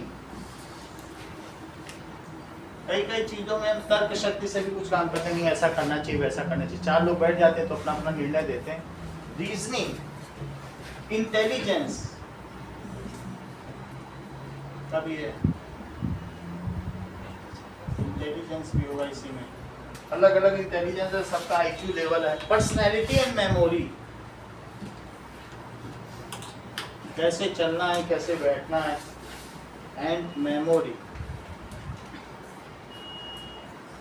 किसी किसी की मेमोरी बहुत शार्प होगी, पीछे तक का भी देख ले। कोई कई बार जरूरी चीज होती है वो हम भूल भी जाते हैं, ऐसा भी होता है, बहुत जरूरी लेकिन भूल गए। लेकिन किसी किसी की तो मेमोरी शार्प होगी ना, वो उस चीज को डिकोड कर लेगा माइंड से। ऐसा होता है कि नहीं होता? तो मेमोरी भी कहाँ से देखी जाती? 5 चीजें बताई तुमको, कौन कौन सी बोलो? लर्निंग, रीजनिंग, हाँ please, learning, reasoning, intelligence, memory, और एक क्या? That is personality. पर्सनैलिटी में कैसे चलना है, क्या पोस्चर हो, हर चीज को। पर्सनैलिटी सिर्फ एक चीज नहीं है, पर्सनैलिटी में बहुत कुछ चाहिए। प्रेजेंस ऑफ माइंड भी चाहिए, किसी चीज को कैसे एग्जीक्यूट करें। कोई पूछ रहा तो हाथ हमारा कैसे उठता है, हम कैसे बोलते हैं, बोलने में न जाने कितने तरीके का इंटेलिजेंस चाहिए। स्किल ऑफ इलॉक्वेंस, धारा प्रवाह बोलना है। तो इन सब चीज़ों में, पर्सनालिटी में मैनी थिंग्स आर रिक्वायर्ड। बात समझ में आ गई कि नहीं? तो लर्निंग, रीजनिंग, इंटेलिजेंस और ये 5 चीज़ें। चलो, फोल्डेड स्ट्रक्चर, इसी तरीके से मान लो जैसे हम यहाँ पोडियम में खड़े हैं, पोडियम में मेरे जानने भर से नहीं होगा, पोडियम में मुझको अभिनय भी आना चाहिए। एक टीचर को अभिनय भी आना चाहिए, नहीं तो मैं ऐसे करूँ, मस्तिष्क तो ऐसा होता है, उसके बाद उसमें ये स्ट्रक्चर होता है, ऐसा होता है, मोनोटोनस, बोलो ही नहीं, अभिनय भी ना करें तो क्या अच्छा लगेगा? साथ ही साथ मुझे ये भी देखना है कि कौन बच्चा कितना कैप्चर कर रहा है। किसके फ्राउन आ गया, लग रहा नहीं समझ, उसको भी कैच करना है। पूछेंगे सर उसका कहाँ दिक्कत है, मुझे बहुत कुछ ऑब्जर्व करना है। वेरिएशन ऑफ जो फोनिक्स है, कभी तेज बोलना है, कभी धीमे बोलना है, so that it looks sweet also, sound sweet. ये भी बात समझ आई? पर्सनालिटी, किसी भी चीज़ को जब आप एग्जीक्यूट कर रहे हो तो लोग उसमें मेस्मराइज हो रहे हैं, मंत्रमुग्ध हो भी पा रहे हैं कि नहीं हो पा रहे हैं, उसको भी आएगा। तो किसी भी चीज़ के लिए जब आप कोई काम करते हो, ब्रेन बहुत चीज़ों को देख रहा है, वो आंखों से भी चीज़ें ले रहा है, लेगा कि नहीं? अपना पुराना स्टोर भी निकाला, ये सब कर रहा है। तो इस तरीके से काम किसका है? ब्रेन का, सेरिब्रम ये काम कर रहा है। 5 चीज़ें बताई, बोलो कौन कौन सी 5 चीज़ें? चाबी, फिर अपनी साइकिल निकाल के दे देना। चलो, आता है ना साइकिल? ना, इतनी बात हो गई। सेरिब्रम के बारे में तुम्हें पता चल गया, 5 चीज कर रहा है। आगे की बात देखिए, all our thought, sensation, actions and movements are controlled by cerebrum. जो हमारी थॉट्स हैं वो भी कौन कर रहा है? Thought process. All our thoughts, और क्या होगा? और एक्शंस, जो तुम थॉट्स हैं और उसके थॉटफुल एक्शंस, सेंसेशंस, और क्या होगा, and actions and movements. Action की बात की गई है तो तुम रिफ्लेक्स एक्शन ना समझो, जो थॉटफुल एक्शन है वही समझो। एंड मूवमेंट्स, बॉडी के movements, and movements are controlled bye,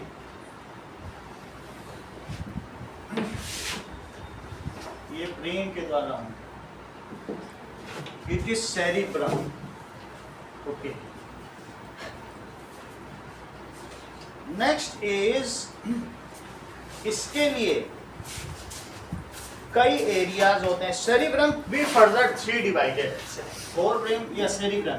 तो सेरिब्रम है, कुछ लोग फोर ब्रेन को सेरिब्रम भी कह देते हैं, वो भी सही है। फोर ब्रेन को सेरिब्रम लिख दो, फिर इसके 3 पार्ट लिख दो, वो सही है। एक मोटर एरिया है, एक इसका सेंसरी एरिया और एक एसोसिएटेड एरिया, उन सब चीजों को देखें। So it has different area. कौन कौन सी एरियाज हैं? नाउ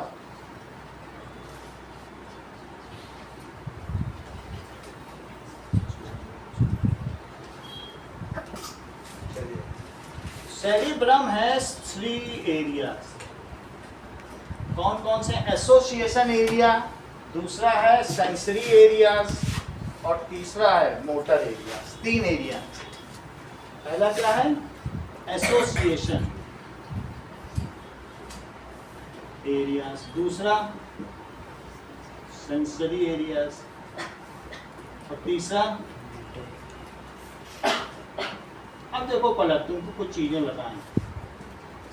जो सेंसरी ऑर्गन्स हमें सूचना ले जाके देंगे, आंखों ने देखा, आंखों ने देखा वो सांप था, तो वो पूछे कहाँ से? तुमने छुआ, वो गुलगुला गुलगुला लग रहा था कि नहीं? हाँ वो गुलगुला था।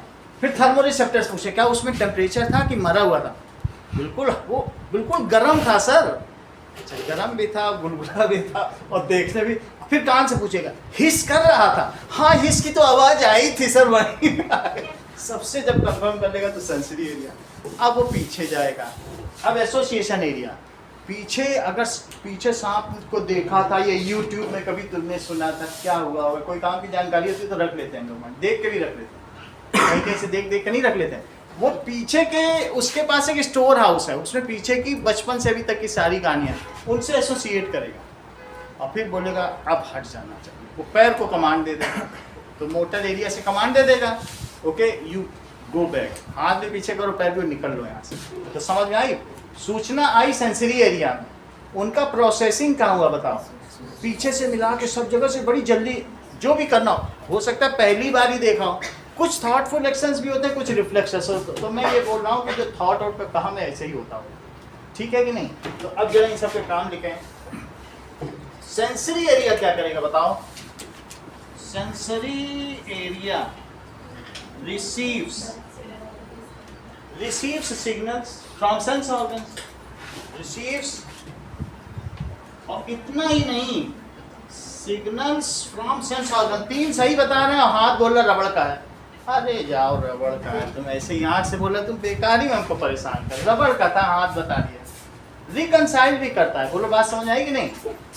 ये नहीं, जब सबका कंफर्म करेगा कि हाँ वो सांप ही है, तभी वो मोटर एरिया को काम करवाएगा, नहीं तो we will be object of fun. Harshita था, रबड़ का सांप देख के भाग गई, हर्षिता भाग गई, हम मजाक बन जाएंगे कईयों के बीच में।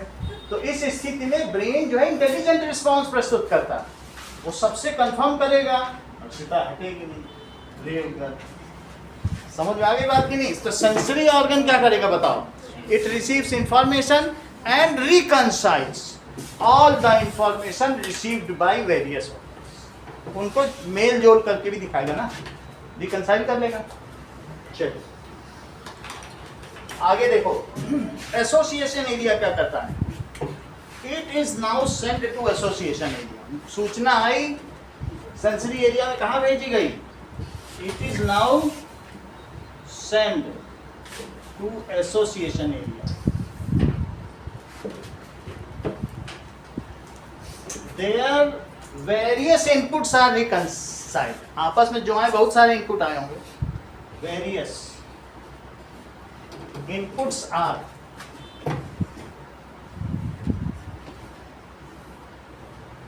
रिकंसाइल करने के बाद क्या होगा? Also that is similar information from previous instance is decoded. खोद के निकाली जाएगी। ऐसी कोई घटना पीछे भी हुई है क्या? Also similar information in previous history या प्रीवियस मेमोरी। कुछ तो मेमोरी भी होगी। इस मेमोरी भी तो इसी में चेक करो, कहीं लिखा था ना, मेमोरी तो है। Is decoded. अब इसके बाद क्या होगा? डिकोड किया जाएगा। Now the information is analysed. अब एनालाइज की जाएगी। अब करना क्या? एनालिसिस होती है ना बहुत विश्लेषण से, तो उस नाउ इंफॉर्मेशन, जो भी इंफॉर्मेशन है, चाहे मेमोरी से आई हो और चाहे अभी अभी आई हो, सबको क्या किया जाएगा? Information is analysed. एनालाइज्ड के बाद क्या किया जाएगा? It is now process. अब प्रोसेस करना है। And appropriate most suited command is now prepared. Processing के बाद प्रिपेयरिंग होगी। जैसे सीपी होता है ना, सेंट्रल प्रोसेसिंग यूनिट, अच्छा प्रोसेसर होगा जल्दी कर लेगा, और नहीं तो धीमे धीमे करेगा, आधे घंटे करता ही रहेगा, सांप काट के चला जाएगा। Now it is analysed, process, और क्या होगा? And most appropriate command is prepared. And और फिर कहाँ से भेजी जाएगी? Through motor area it is send to effector muscle. कहाँ भेजना है? प्यूपिल में भेजना है। कहाँ भेजना है? हाथ की मसल में, स्ट्रिप्ड मसल्स में भेजना। एंड प्रोसेसिंग के बाद क्या होगा? Most appropriate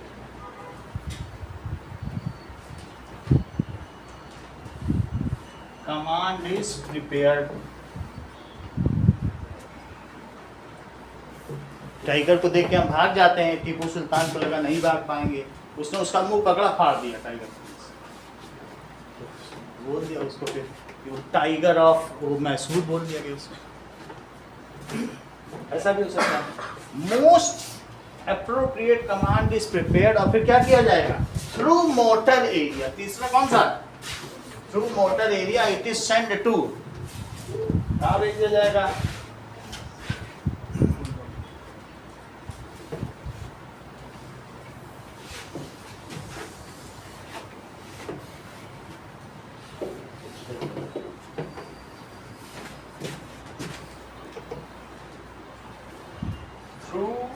motor area it is sent to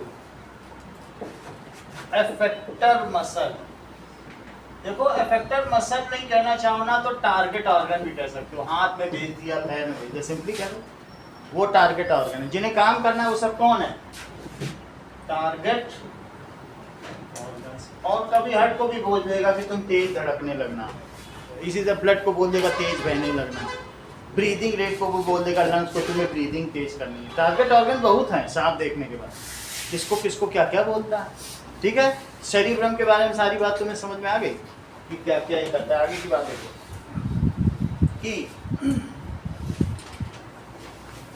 कई बार हमारे आईज, ईयर, ये जो टंग है, स्किन है, ये हमको सेंसेशन देते हैं या फीलिंग देते हैं। तो मोटर एरिया जो है वो अलग अलग तरीके से जॉब भी करता है। तो सेंस ऑर्गन से हमको फीलिंग दी आ जाती है कि टेम्परेचर ज़्यादा है, कम है, कई तरीके का।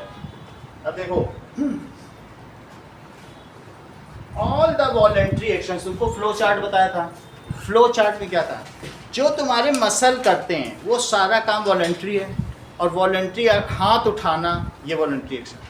All voluntary actions are done by cerebrum, क्योंकि यही तो मसल्स के पास मैसेज भेजेगा। तो all voluntary actions are done by cerebrum. Cerebrum कोई भी रिफ्लेक्स एक्शन नहीं करता, ये सिर्फ थॉट एक्शन करता है। रिफ्लेक्स के फालतू जैसे काम इसके पास नहीं।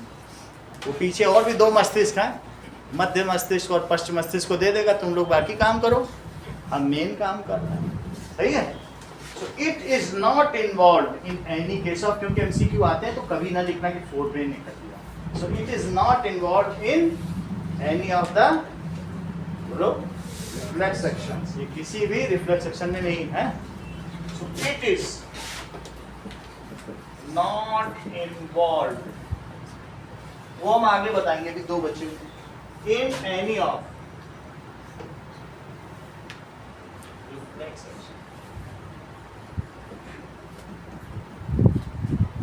नेक्स्ट देखिए, नेक्स्ट इज मिड ब्रेन. तो दूसरा पार्ट क्या है?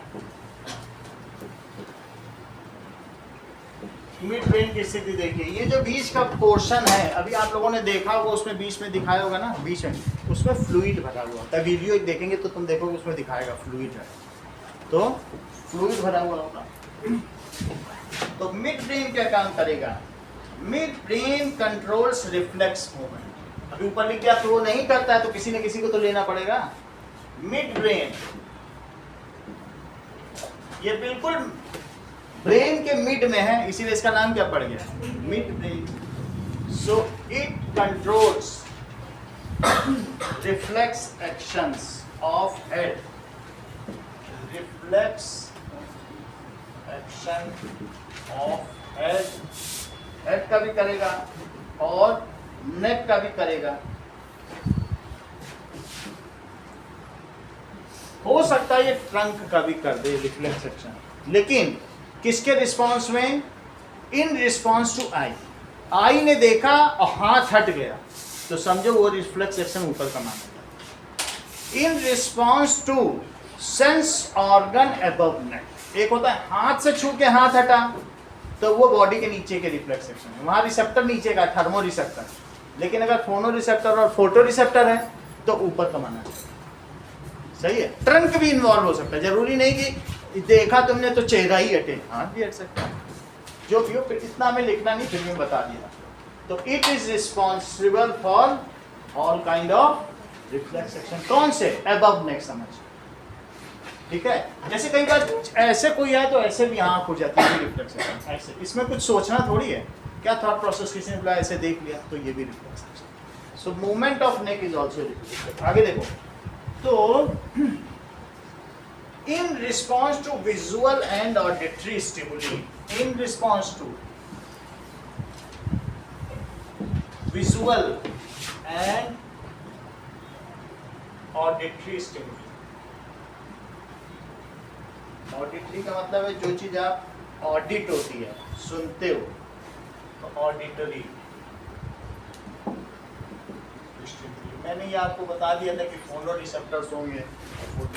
It also controls, that is प्यूपिल of I. Eye muscles change in प्यूपिल size and that is shape of eye lens. ये सब इसी का काम. तो it controls, also controls प्यूपिल size. Dim light है तो बड़ी बड़ी प्यूपिल हो जाएगी, और बहुत तेज है तो वो तो जल जाएगा, लेंस रेटिना जल जाएगा ना अंदर का. तो ऐसी स्थिति में क्या होगा कि थोड़ा सा ही लाइट जाने देंगे. रेगुलेट करना पड़ेगा कि नहीं, बीच का पोर्शन, वही तो लेंस है, बीच में जो ओपनिंग है. नहीं, चलो मिड ब्रेन में ज्यादा नहीं लिखना है. It is located in central part of skull या ब्रेन. ये कहाँ पर लोकेटेड है? It is located in central part of skull या brain. Near by hypothalamus and दूसरा क्या है? Pituitary glands are also located. Endocrine, तो इसके नियर बाई है हाइपोथैलेमस एंड पिट्यूटरी ग्लैंड.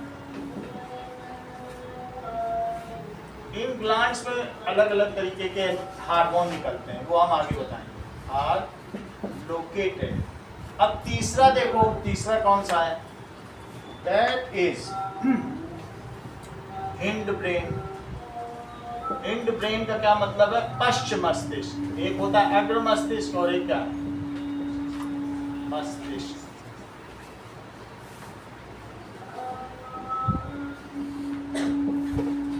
पश्चिम मस्तिष्क, पीछे का ब्रेन है। तो इसमें क्या है, इट हैज 3 पार्ट्स। क्या क्या पार्ट्स हैं, ठीक है। It is located at lower side of brain, ये लोअर साइड ऑफ ब्रेन है, and connected to, connects brain to spinal cord. It is located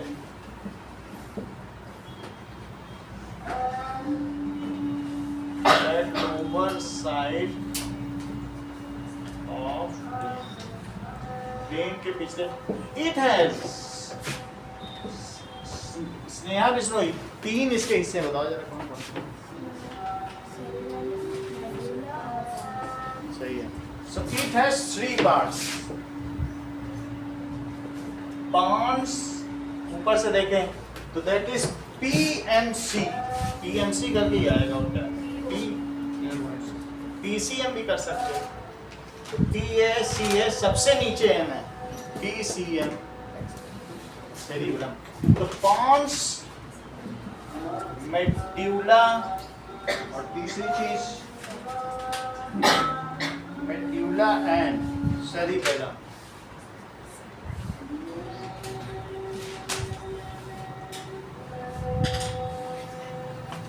okay, now in तीनों के नाम लिखो। इसका फुल क्वेश्चन भी आता है, एमसीक्यू तो एक तो जरूर इसमें आते हैं। सबके फंक्शन पता होने चाहिए, फंक्शन से पूछे जाते हैं, ये कौन करता है, वो कौन करता है, ये सब पूछा जाता है। चलो अब देखो, सर जो सेरिब्रम जो होता है सारा चीज लर्न कर लेता है, उसके बाद सारा काम हिंड ब्रेन को ही दे देता है। अब हिंड ब्रेन को देगा तो अब हम देखेंगे हिंड ब्रेन में किसको क्या देगा, वो चीज़ जब हम देख लेंगे कि जब हमको वॉमिटिंग होगी तो वो कौन कराएगा, साइक्लिंग कौन कराएगा, ये सारी चीज़ें हम देखेंगे। कि पोस्चर कौन खड़े रहने पे, ये सारा पेंसिल जब आप पकड़ रही है तो वो कौन मदद कर रहा है। तो सेरिब अब अलग अलग काम है। Pons take part in regulating respiration. Pons क्या करेगा, टेक्स पार्ट इन रेगुलेटिंग, जितनी हमारी सेल को ऑक्सीजन की जरूरत होगी उतना ही हम रेस्पिरेशन करते हैं। ज़्यादा ऑक्सीजन चाहिए तो फास्टर ब्रीदिंग होगी। तो रेगुलेट करना रेस्पिरेशन का मतलब है, अब एनर्जी नीड तुम्हारी कम की है। अगर मान लो जैसे तुमने कभी ऐसे चले जाओ सहारा मरुस्थल में या रेगिस्तान या थार मरुस्थल में, और तुम्हारे बॉडी का सारा पानी जो स्वेट है वो खत्म हो गया, स्वेट ही आना बंद हो गया, फिर क्या होगा बताओ। और धूप पड़ रही तो क्या होगा बताओ, गर्मी लगेगी, फिर आपके अंदर जो रेस्पिरेशन है वो हीट निकल नहीं पाएगी, आपकी लीवर कुक हो जाएगी, सब कुछ वो पक जाएगी, जैसे बिल्कुल उसको बस चम्मच से खा लो, इतनी पक जाएगी बॉडी पूरी पक जाएगी। क्योंकि स्वेट हमको कूल रखता है, जब वो निकलता है ना पानी तो वो उसमें, लेकिन अगर पानी नहीं है बॉडी में, इसी को कहते हैं लू से मृत्यु होना। लू से कैसे कोई मर जाता है, पानी नहीं पिया आपने, बाहर चले गए और स्वेटिंग नहीं हो पा रही है, तो ऐसे में क्या होगा बताओ, समझ में आ रही नहीं, बॉडी कुक होने लगेगी, स्वेटिंग नहीं होगी। रेस्पिरेशन का क्या मतलब है कि हमें कितनी एनर्जी की जरूरत है उसके हिसाब से ये रेस्पिरेशन देता है। ब्रीदिंग रेट अलग है, रेस्पिरेशन सेल में होता है, तो कितना देना है, फिर वहाँ ऑक्सीजन उतनी पहुँचेगी, उसी हिसाब से ब्रीदिंग रेट होगा। तो आप समझ गए नहीं कि कितनी, अगर हम एक किसी को ऑक्सीजन दी जा रही, कोई ऑक्सीजन पर है हॉस्पिटल में, और अगर हम उसको फुल 100% ऑक्सीजन दे दें, नाइट्रोजन ही न दें, तो क्या होगा उसके साथ, है बोलो, बढ़ जाएगा। क्योंकि इतनी ऑक्सीजन से उसकी बॉडी में इतनी हीट जनरेट होगी कि पूरी बॉडी पक जाएगी। अभी वो 21% ले रहा है, तुम सोचो 100% फुल प्योर ऑक्सीजन दे दें तो उसकी बॉडी में से धुआं निकलने लगेगा, बाल जल जाएंगे। तो हमारी बॉडी में कितनी ऑक्सीजन की ज़रूरत है कौन देखता है बताओ। ज़्यादा ऑक्सीजन की ज़रूरत नहीं है तो वही ब्रीदिंग रेट हमारा जो रात को है वो 12 ब्रीदिंग पर मिनट हो जाता है, और दिन में 20 ब्रीदिंग, 18 ब्रीदिंग, और फास्टर है तो 25 तक भी पहुँच जाता है। जितनी कम ब्रीदिंग उतनी लंबी लाइफ, ये भी बात है। तो लोग ब्रीदिंग पे कंट्रोल करते हैं, जो बहुत धीमे सांस लेगा, कछुआ सबसे धीमे ले रहा है तो 300 साल जीता है। तो ये भी चीज़ें हैं। तो ब्रीदिंग रेट को कौन करता है, मेनली रेस्पिरेशन तुम समझ गए ना, जो सेल में हो रहा है, इसे कौन कंट्रोल कर रहा है, ये मेड्यूला कौन क्या कर रहा था। तो ये रेस्पिरेशन और ब्रीदिंग दोनों को रेगुलेट करता है। जैसा तुम्हारा रेस्पिरेशन होगा वैसी ब्रीदिंग रेट होगी। तुमको ज़्यादा एनर्जी की जरूरत होगी तो तुम हांफने लगोगे, सांस लेने लगोगे। ज़्यादा एनर्जी की कब जरूरत पड़ती है? जब तुम दौड़ते भागते हो तो ज़्यादा एनर्जी होगी तो ये कोऑर्डिनेशन, ये ब्रेन ही कर रहा है। एनर्जी ज़्यादा होगी तो लंग्स को भी ज़्यादा काम करना पड़ेगा, तभी तो वहाँ ऑक्सीजन ज़्यादा पहुँचेगी। ठीक है कि नहीं? तो ये चीज़ तुम्हें समझ में आ गई कि नहीं? और उसी तरीके से ज़्यादा हीट निकलेगी, हीट का यूटिलाइजेशन होगा, लेकिन बॉडी को कूल रखना है, होम्योस्टेसिस को। हमारी बॉडी को 37 पे रखना है तो पसीना भी ज़्यादा निकलेगा। कहेंगे भाई बॉडी भी कूल रहे, एनर्जी भी ज़्यादा निकले, तो रेट भी ज़्यादा करो, पर्सपिरेशन भी ज़्यादा करो, मेंटेन करना ना होम्योस्टेसिस। सही है। अच्छा, मेड्यूला क्या करता होगा बताओ? मेड्यूला का मतलब तुम समझे, इसके नीचे ये लोग फिर ये लोग, दो लोग हैं ये फूले फूल। मेड्यूला क्या करेगा? मेड्यूला कंट्रोल्स इनवॉलेंट्री एक्शन, जैसे हार्ट बीट। ये क्या करेगा? Controls involuntary actions. Example, heart beat को तो हम लोग नहीं कर सकते ना, धक धक धक धक धड़क रहा है, कुछ कर लोगे क्या? ऐसे बैठे बैठे कुछ तो नहीं कर पाओगे, दौड़ोगे भागोगे तो शायद कुछ हो जाए। So heart beat, blood circulation, breathing rate को भी बैठे बैठे कुछ नहीं कर सकते, ब्लड प्रेशर और पेरिस्टैल्टिक मूवमेंट, सब चीज देखो। हार्ट बीट हो गया, ब्रीदिंग और पेरिस्टैल्टिक मूवमेंट है जो ईसोफेगस का और इंटेस्टाइन का। और चौथी चीज क्या बताई? दैट इज पेरिस्टैल्टिक मूवमेंट हो गया, ब्लड प्रेशर।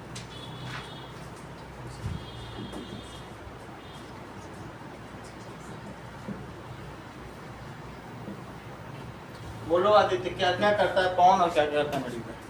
सर जो मेडुला है सर, वो इलेक्ट्रिक एक्शन कंट्रोल करता है, जैसे कि हार्ट बीट हो गया, कोई ऑर्गन फंक्शन कर रहा है वो हो गया, जैसे चार चीजें, जैसे हार्ट बीट और जो ब्लड प्रेशर है जो हो गया, और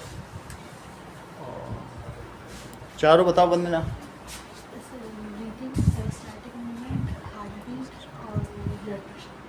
कौन क्या करता है?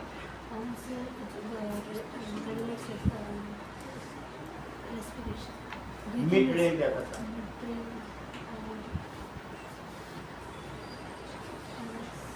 पूजा बताओ। इधर मत देखो, इसमें हाँ बोलो, मिड ब्रेन क्या करता है?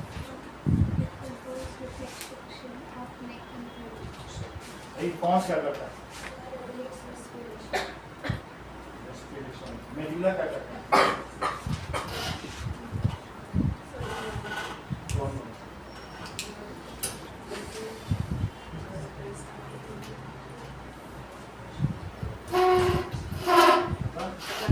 सही, इतनी बात समझ आ गई। अब हम देखेंगे that is third one, cerebellum. Cerebellum क्या करेगा? Cerebellum is maintaining, help in maintaining posture and balance of body. अगर ये पैर उठ रहा है तो ये हाथ उठेगा, ये बैलेंस कौन देगा? अगर दोनों ही उठ जाए तो हम कहीं गिर जाए एक साथ, तो it helps in maintaining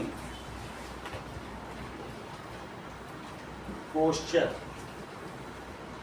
of body। ये बॉडी का पोस्चर बनाता है। इसके अलावा और क्या करता है? कुछ और भी काम है। That is make precise and accurate movement. तो पोस्चर बैलेंस बनाएगा, walking, riding a cycle, picking a pencil, dancing, इन सब में भी करेगा। तो that is it balances the, बोलो, सारे वॉलंटरी जो भी काम होंगे वो सेरिबेलम करवाएगा। Balances the body. अब वो स्विच ओवर हो गया, इसको समझ में आया? शुरू में जैसे डांस सीख रही होंगी तो इनको बड़ा दिमाग लगाना पड़ेगा, ये हाथ उठाओ, ये उठाओ, ना जाने क्या। अब नाच कूद के आ जाती है तो इनको पता भी नहीं, अच्छा वहाँ जाना है, ठीक चलिए ठीक है। अब इनको सोचना भी नहीं पड़ता, नाश्ते पानी का इंतजाम है ना, हाँ सर जाना हो जाना, ठीक है। अब ये चीज़ है। तो अब balances the body, walking, dancing. अगर तुम्हें पेंसिल उठानी तो क्या सोचना पड़ता है कैसे उठाएं? ऐसे नहीं, अब तो उठा ही लेते हैं। तो पिकिंग द पेंसिल जो काम हैबिचुअल हो गए, अब जिसमें दिमाग नहीं लगाना, तो इस तरीके से बैलेंसेस द बॉडी एंड, और क्या क्या काम करेगा बताइए, and smooth body movements coordinate करेगा, also involve in riding bicycle,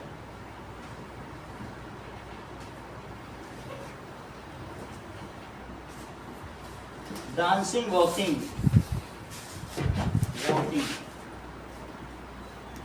picking a pencil, ये सब एक एक एमसीक्यू हैं, ये समझ लेना। सबसे ज़्यादा यही सब पूछे जाते हैं यहाँ से यहाँ तक, यही एमसीक्यू से भरा हुआ है। पिकिंग ए पेंसिल, ये सब काम ये करता है। इसके अलावा मेड्यूला का एक काम छूट गया है, देखो, it is involve in swallowing, coughing, sneezing, secretion of saliva and vomiting, ये चीज मेड्यूला का एक और काम। कुछ रिफ्लेक्स एक्शन, वास्तव में देखा जाए तो रिफ्लेक्स एक्शन ये कौन सा ले रहा है, ये ले रहा है मिड ब्रेन पे कुछ रिफ्लेक्स एक्शन कर रहा है। कौन कौन से, प्यूपिल के साइज का रिफ्लेक्स एक्शन, ये रिफ्लेक्स एक्शन। लेकिन बाकी जो 4 रिफ्लेक्स है वो ये ले रहा है, सिर्फ प्यूपिल का ले रहा है। अब ये क्या ले रहा है, सो इट इज इन्वॉल्व, वो तो मैंने पहले ही बता दिया था कि स्नीजिंग कफिंग एक रिफ्लेक्स एक्शन है, तो it is involve in sneezing, और क्या होगा, कफिंग, दैट इज swallowing,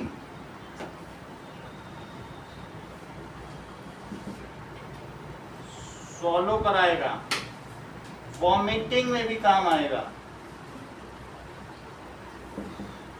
और किसमें, सेक्रीशन ऑफ सलाइवा, सर ये सेरिबेलम में आएगा या मेडुला में आएगा? मेड्यूला में, सेक्रीशन ऑफ सलाइवा। अब इसी में नोट कर लो, छूट गया, ये सारे बहुत जरूरी हैं। ओके, इतना ही रखो।